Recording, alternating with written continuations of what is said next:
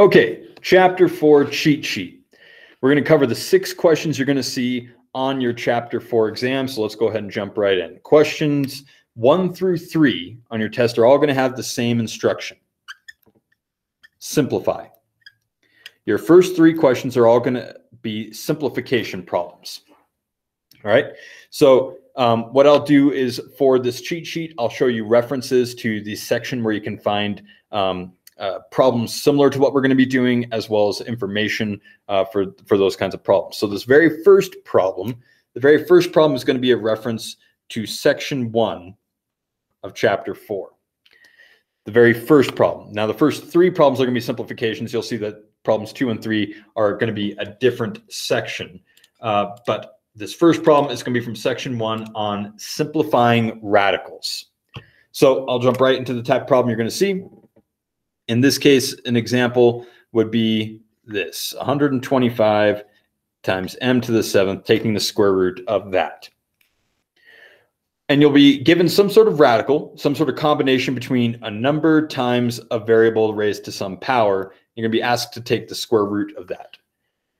All right. Now, the important thing to understand here is that I cannot take a perfect square root of either 125 or m to the 7th. There will be leftovers, so to speak.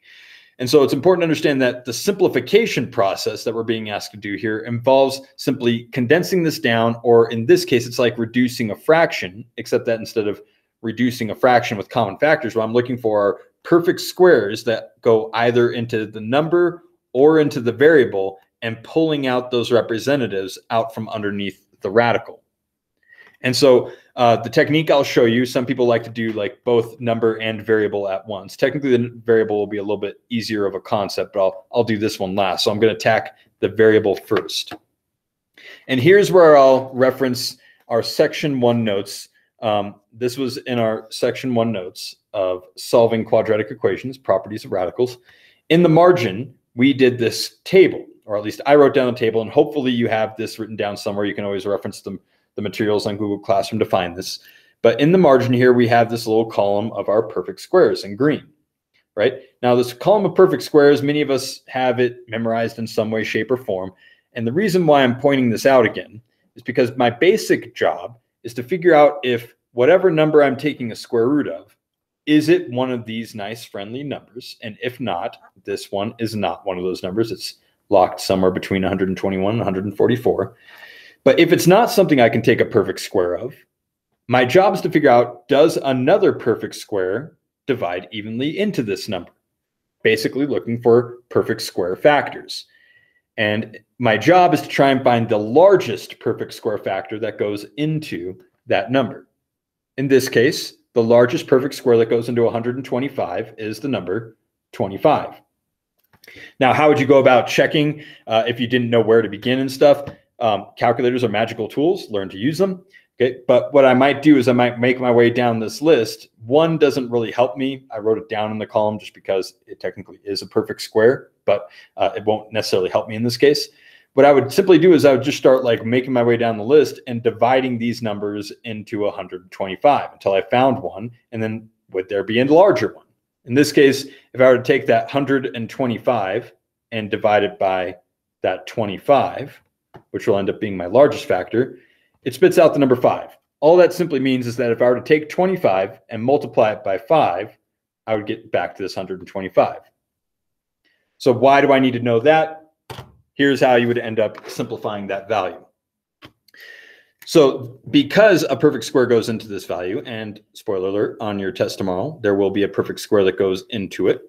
That means I can split that 125 up into some useful factors, namely in this case, 25 times 5. Now, 25 times 5 gets me right back to 125. So why would this be more useful? Because according to a property I have, I can split this radical up into its products. In other words, I can split this up into the square root of 25 times the square root of 5. And that matters because I can actually reduce this guy. Now, I can't forget that this m to the 7th is also there because that's tagging along as we go. I tend to just do the letters last, my variables last in this kind of problem. Okay, and this is important because, again, I'm going to skip a little step here where in my solutions to this section, I would have split this up into the square root of 25 times the square root of 5 times the square root of m to the 7th. In this case, I'll go ahead and just do the square root of 25, which most of us will know is 5. And left over underneath the radical, once I've pulled that guy out, is this 5 times m to the 7th still. Now, some of us would attack this guy in the same step, but I'm going to show you how to do this one separately. All right, so at this point, let me kind of skip to a little bit of a simpler shortcut way of attacking the variable. For the shortcut way, it's just kind of fun. It's important to understand the fundamental concept here of taking a square root of something. When I take the square root of something, I'm basically looking for something that multiplies by itself twice to get that value. For instance, 5 multiplied by itself twice gets me back to 25, right? So what I'm looking for are basically pairs of numbers. 5 times 5 makes 25. I can pull a representative out of that radical. And then that other 5 that it had to multiply by, there's no perfect squares that go into this. That's why that guy's stuck underneath the radical. But now for the variable, since it's raised to an exponent, my job here is to simply I'm looking for pairs of this m. How many pairs of m's, how many 2's of m's go into this 7 that exist under here? And many of us would see that 3 pairs of m's go into the 7, and then there's 1 left over. Okay. So anyway, I'm looking for pairs of that variable that go into it, however many times it may go in. So let me just illustrate that with kind of this extra guy. Many of us wouldn't need to go through this step, but I'm going to show it anyway. So this 5 still travels along. Nothing really happened to that. And this 5 underneath the radical is still there. But now what I'm going to do is I'm going to break up this m to the 7th into pairs. So if I were to rewrite m to the 7th with pairs, it would be like m squared times m squared times m squared. That would give me 6 m's, but there's 7, so I have 1 m left over. This again represents the 3 pairs of m's. Okay, many of us don't technically need to do this step. We'd be able to just identify the fact that 2 goes into 7 3 times with 1 guy left over. So how do I represent this when I pull it out, right? I'm going to pull a representative from each of these pairs out of the radical. So in this case, that 5 is still there. Okay, that's the simplified version of that. But as I pull out a representative from each of these pairs of m's, they're still multiplied by each other. So if there are 3 pairs of m's, that means that I'm going to be left with m to the 3rd. And then what's left over underneath the radical is just stuck there, in this case, that 5 from the original 125, and that oddball m that there wasn't an extra pair of. And this would be the simplified version of that radical.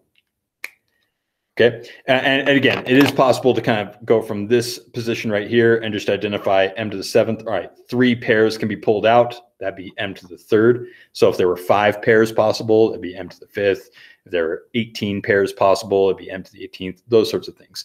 And then however many are left over, that's what's stuck underneath the radical, right? And that makes sense in this case, because if it's an odd number, right, and I'm trying to divide how many times 2 can go into it, an odd number would have exactly 1 left over. All right, so that's our problem from section 1. Let's keep going. We're still going to have the same instruction of simplification for these next 2 problems, but it's going to be a little bit of a fast forward into something later in the chapter. Namely, for these next 2 questions, we're going to be dealing with section 6. And again, I grouped it this way because they have the same kind of instructions. I felt like that would be a little more space saving on your problems. But neither of these problems are going to be terribly difficult, but let's go ahead and jump right into it. So this was pulled directly from our notes. We were given 7 minus 6i minus 3 minus 6i. All right, so section 6 dealt with complex numbers. Both of these are complex numbers. I know they're both complex because they have this letter I. I, again, is not a variable. It's not like x, right? I actually has a very specific value. I equals the square root of -1, which if you were to try doing that in your calculators would spit out an error message. This is what is going to represent basically the fact that we're dealing in the imaginary number realm, the not tangible physical space. We're talking about theoretical abstract stuff here, but that's what that I represents. For our intents and purposes here in this problem, when we're asked to simplify the given subtraction, because that's going to represent, you will have a subtraction problem tomorrow. If you want to make this note in your margin, basically the overriding concept here is simply combine like terms. Numbers can only combine with other numbers. Letters can only combine with other letters. So in this case, the 7 can only combine with that 3. I just have to make sure I read this in order. So in this case, +7 minus +3 would be rewritten as 7 minus 3. Okay. Now I would deal with my letters. So now I deal with my i's. In this case, just make sure you keep track of the sign that's in front of it.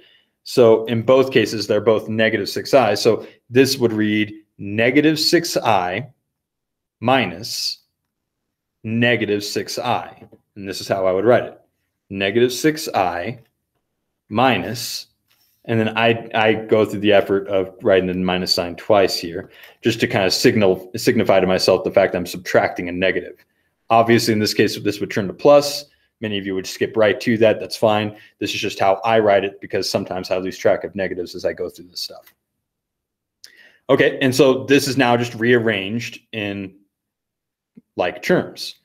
And so as I do this, now I just combine like terms. Just be careful about negatives and that sort of thing. It can be done on a calculator. 7 minus 3 becomes 4.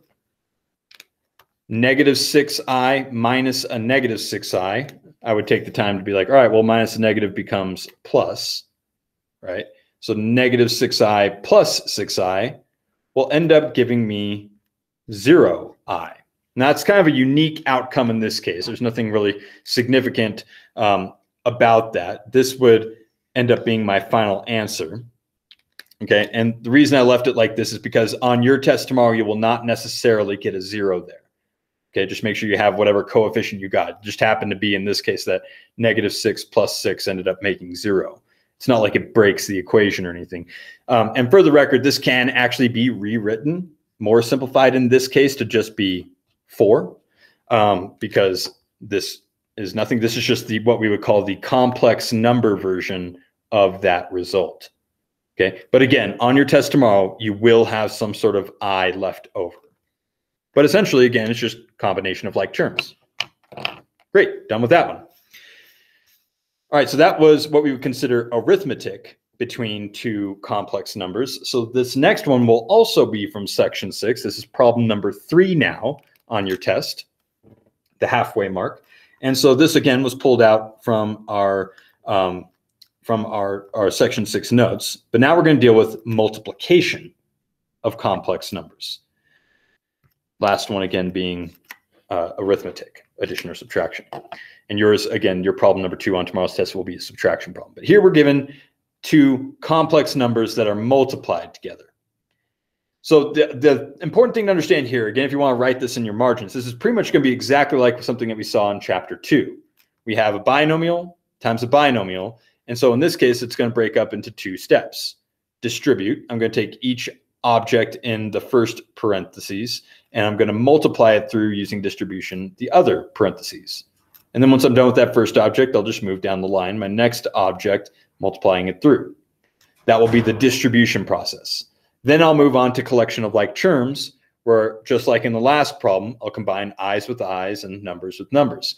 We will come across one curveball, and I will point that out as we get to it. But let's first start with our distribution process. So the first thing I would do here is I would take this 9 and multiply it throughout this parentheses by distribution. So I would take positive 9 and I'd multiply it by -4. And then I would say, all right, well now positive 9 times positive 7i.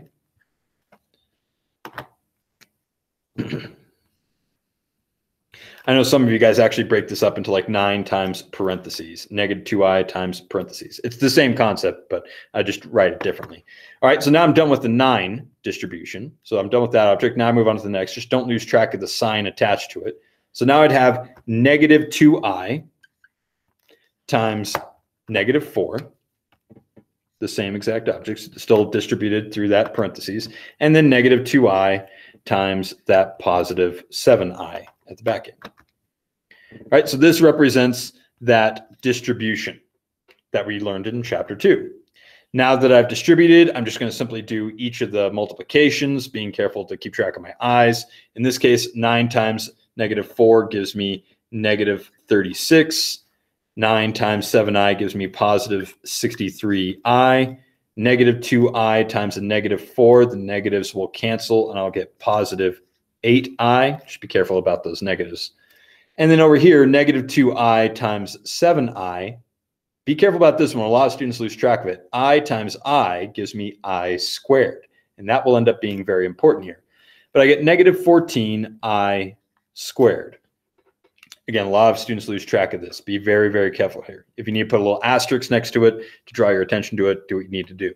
But in this last one, I'll get an I squared. And hint, hint, you will see something similar on tomorrow's test. This I squared becomes all important in this kind of problem because, again, here's what I want to draw your attention to. In this section, in section 6 and section 7, we're dealing with these complex numbers, letter I, right? I is not a variable. I does have a value. I equals the square root of negative 1. And that's important because when I square the square root of anything, I get rid of the radical altogether. And in this case, I squared would simply equal negative 1. So let's see what would happen with that. Here's how I go about doing it. Before I combine any of these like terms, I'm going to deal with this I squared. So nothing else is going to change here with these guys. It's still negative 36 and 63i and 8i. Yes, these two will end up combining together. And then I have minus 14 times I squared, but now's where I'm going to replace I squared with what that actually equals. Because again, I is not a variable. I is the square root of negative 1. And so when I square the square root of negative 1, I get negative 1. And that's important because this will now give me an actual number value.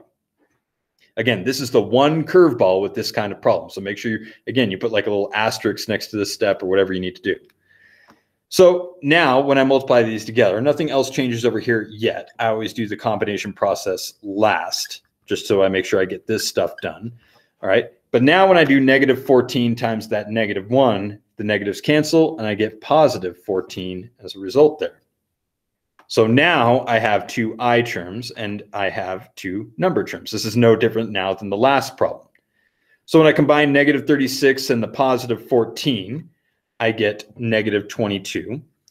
You can confirm that on the calculator. Don't feel like you have to do that stuff in your head. And now when I combine my letters, my i's, 63i plus 8i gives me 71i. And this will be my final complex answer. Again, just the one thing to be aware of on this kind of problem, I squared is equal to negative 1. And that's important because that will affect my final outcome. All right, let's keep going. So we're officially halfway through the test at this point. Those were your simplification problems.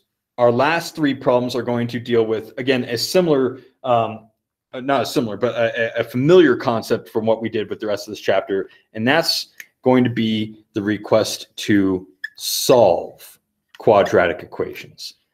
So the first three, you were given something that we had to simplify, reduce, condense, whatever you want to think of it as. In these cases, we're going to be asked to solve, meaning our answers are going to involve x equals something, whatever that something may be.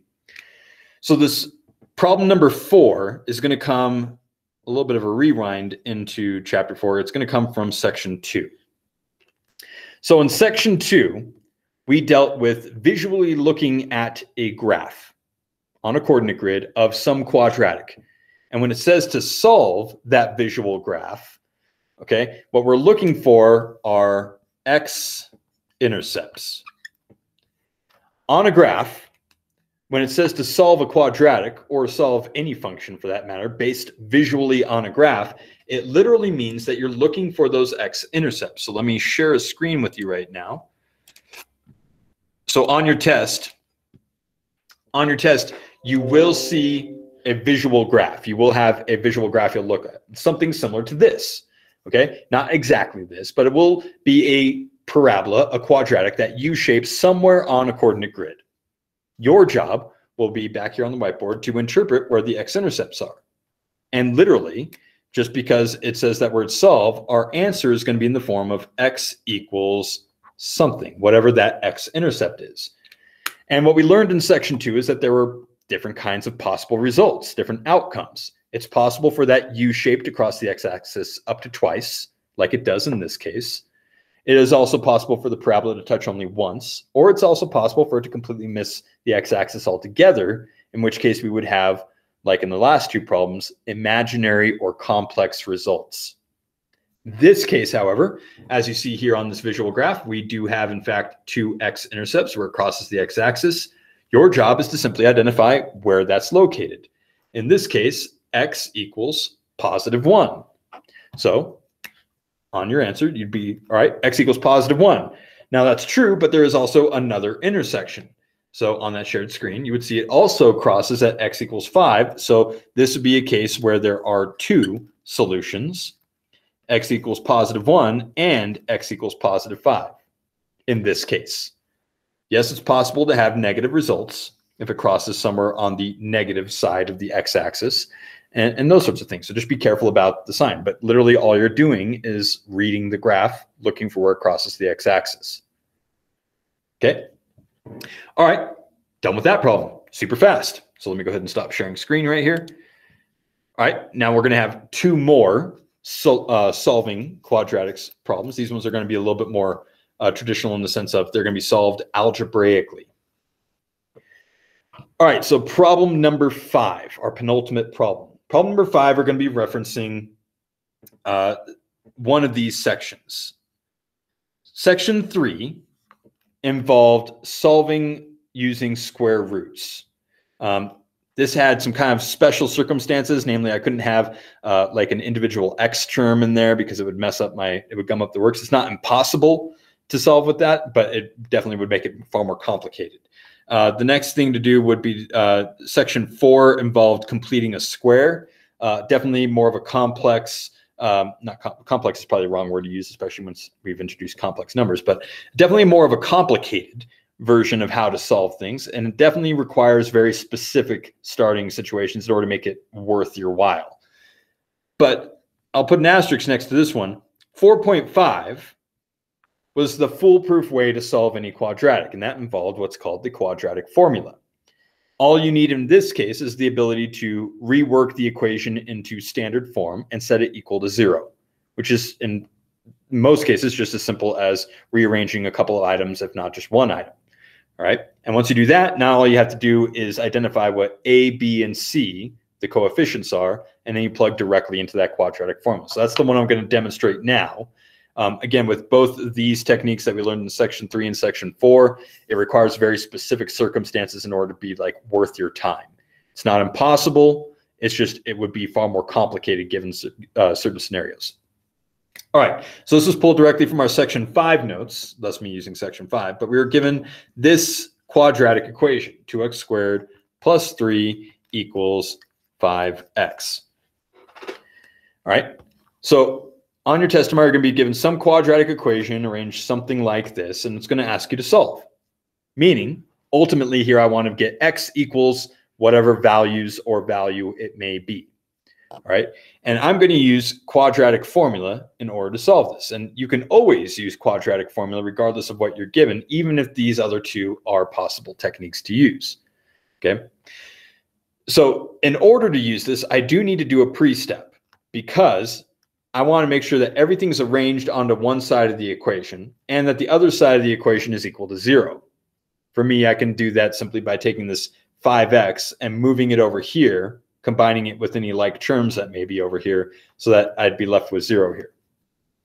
So in order to do that, I want to move this 5x over this equal sign, or whatever happens to be over here. And hint, hint, on tomorrow's test, there will be stuff over here.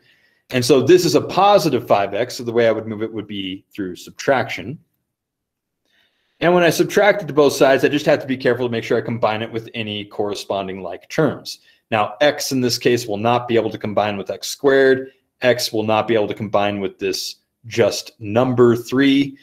So these will stay separated here on the left, and that's okay. In other cases, like had this been just a number, I would have combined it with the 3. Had it been an x squared, I would have combined it with the 2x squared. Just make sure that if I'm going to be using this quadratic formula, I have to move everything over to the side. And what we'll see here is on the right, I'll be left with 0, thus successfully setting it equal to 0. And over here now on the right, that 2x squared wasn't able to combine with it. Negative 5x wasn't able to combine with anything, so that stays separate. And then that plus 3 would just stay plus 3. All right. So for the record, this is the exact same quadratic equation as it was before. It's just been rearranged so that I can now use my quadratic formula. And in order to use my quadratic formula, I need to be able to identify A, B, and C. A is going to be the coefficient that is attached to the x squared. In this case, the positive 2. Just make sure you're keeping whatever sign is out there attached to it. B is whatever's attached to just the x, in this case, the negative 5. Again, being careful to include the sign. And then C is the coefficient that has no x attached to it, in this case, the positive 3. That's why it's important to make sure if anything is over here, move it over first, combine it with a like term, because that will affect the values of A, B, or C. All right, at this point, now I can apply it to the quadratic formula. You'll find the quadratic formula in your section 5 notes. It's negative b plus or minus the square root of b squared over, b squared minus 4ac all over 2a.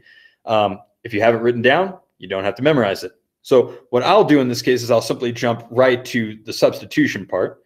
And so we'll have this x equals, and then I always have negative b. Now here's where I'm going to start substituting. B in this case is that negative 5. So I'd plug in a negative 5 there. Many of you would just immediately make that a positive, but just be careful about that. And then I have plus or minus this ungodly square root. Underneath that square root is what we would call the discriminant, b squared minus 4ac. But plugging into that, b again is this negative 5. So I'll have negative 5, and then let me use that other color. That b is going to be squared. I'm going to subtract 4 times a times c. A here would be that positive 2 out in front. C is that positive 3 at the back. And all of this mess is going to be over 2 times a. And a again is that positive 2 in front.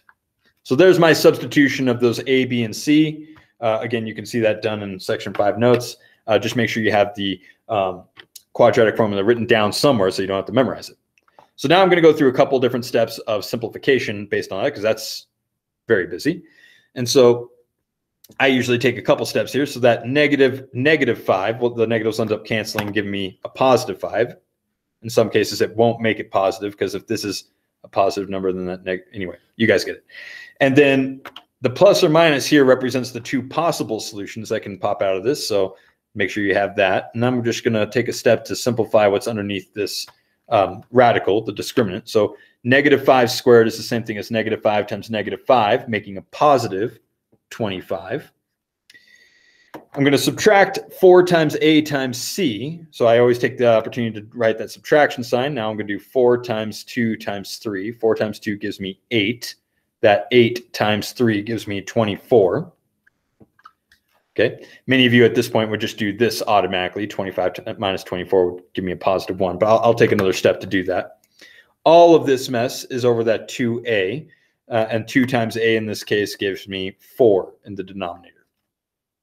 All right, let's take another step to do some simplification here. So we got to this point. I would take the chance to do what's underneath the radical. So here I would have that 5 plus or minus the square root of 25 minus 4. In this case, that will give me a positive 1.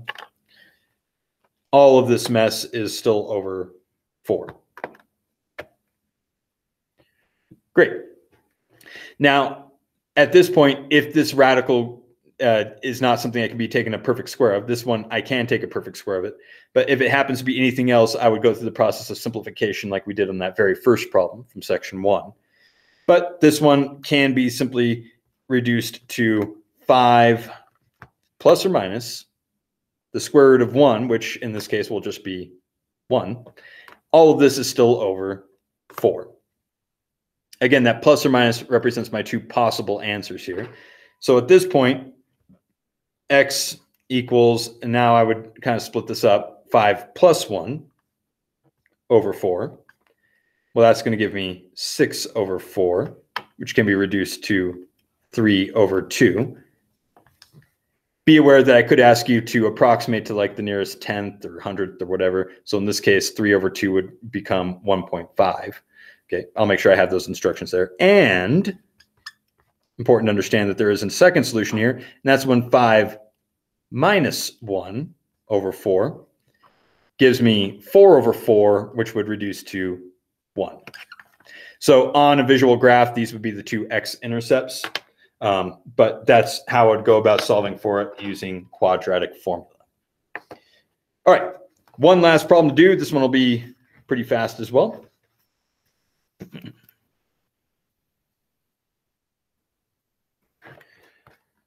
All right, one more problem.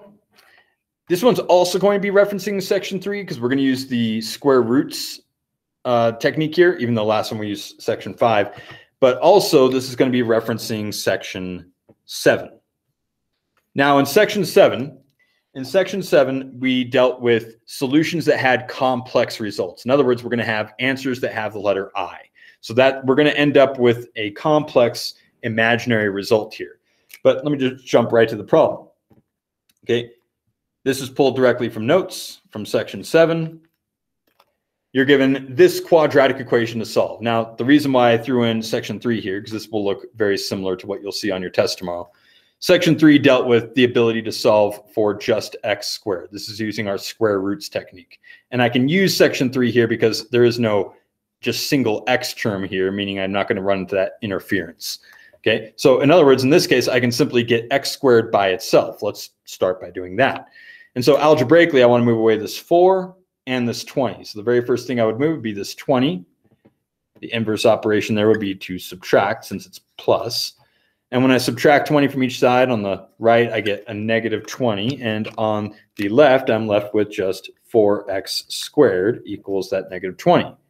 Now to move that 4, the 4 is being multiplied, so the inverse operation here would be to divide. And when I divide, I will have successfully gotten x squared by itself here on the left. And on the right, negative 20 divided by 4 will give me a negative 5. At this point, now to actually solve for x and get x equals, I want to get rid of this squared, and here's where we get the namesake for section 3. I'm going to take the square root of both sides of this equation. So I'd be taking the square root of x squared and the square root of that negative 5. Here is where we're going to get that complex result. So for the record, the square root of this x squared, the whole reason we do it is I'm going to get x isolated. Over here on the right, that taking the square root of a negative number, if I were to attempt this on a calculator, it would spit out an error message. In other words, there are no real solutions for this problem. However, I'm going to be looking for the complex solutions, meaning that my result here will be plus or minus the square root of that negative 5. Now here is where we're going to get that section 6, section 7 type of response that we're looking for. Because now I got to deal with that negative sign underneath the radical. All right, and there's a very, very simple way to do it that we learned in section 6. X equals the same plus or minus square root of now just 5. And you may be wondering, like, wait, what happened to that negative sign? Here's where we're going to introduce that imaginary number I outside of that radical sign. Because I, again, represents the square root of negative 1, which if I were to put that I back in, would give me that negative result. So this, at this point, I would see if I could reduce this, this radical. Hint, hint, tomorrow on tomorrow's test. This will be already simplified for you, like this one is right now. So square root of 5 cannot be reduced further. In other words, these are my results, the positive and negative. If you want to see the two answers on the other side of that, I would have x equals the positive version of that, or square root of 5 times I, and x equals also the negative version of that, being the negative square root of 5 times I. And so that would be our complex result in that case, using the square roots technique. So I'll go ahead and stop recording right there.